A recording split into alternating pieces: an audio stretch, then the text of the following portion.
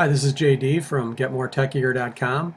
Today we're going to solve the problem of how you do subtotals, the automatic subtotals in Microsoft Excel. So the problem I'm trying to solve with my movie actors spreadsheet is I want to basically see what kind of movies allow you to get the most houses. So what I've done is I've sorted everything by type of movies: action, independent, romantic, comedy, western, and I want to know what the subtotals are for each of these groupings. So what are the total number of houses owned by action movie stars, independent movie stars, romantic, comedy, western in this case. Yeah, I know it's a silly example, but it's the one I'm going to use. So the way you do that is you highlight your entire range that you want to include in the subtotals, and you go to the data menu. There's also a ribbon button to do this automatically. There's a subtotals button, but it's probably a little safer to pick your whole range, including your headers, and go to data, subtotals, and then start telling Excel what you want to subtotal by. So what we're going to subtotal for is at each change in types of movies. So you see, because we included our header, it knows what these values are. So we're going to do types of movies, and the function we want to use is sum. So we're going to sum up those totals. You can do average, you can do what the maximum is, standard deviation, and all that fancy stuff if you want.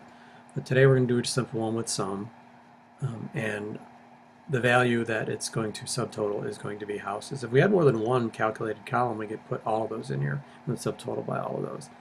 If there were current subtotals, it would replace them. And I also want to do a summary of just the total of all the subtotals below everything, and it'll put that in automatically. So one thing to remember is once you do this,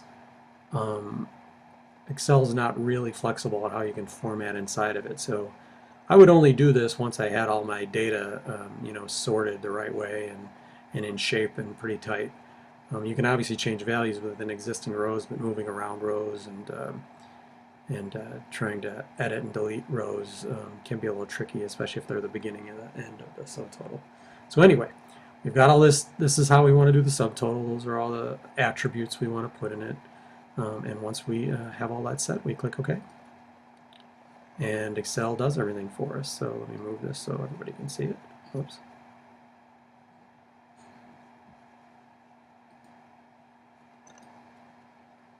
And we'll move the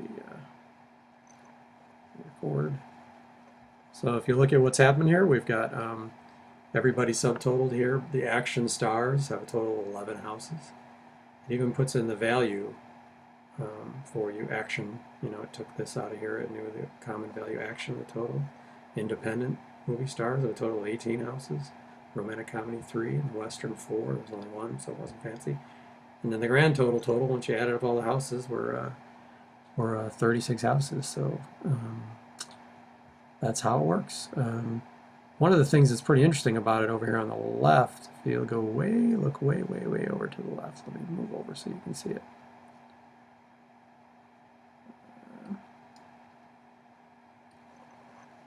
Or you get these plus and minus, these minuses, which allow you to collapse views, so you can just see the totals. So if I do this minus sign to minimize the action rows, it'll just give me the total. So there you go, I clicked on that.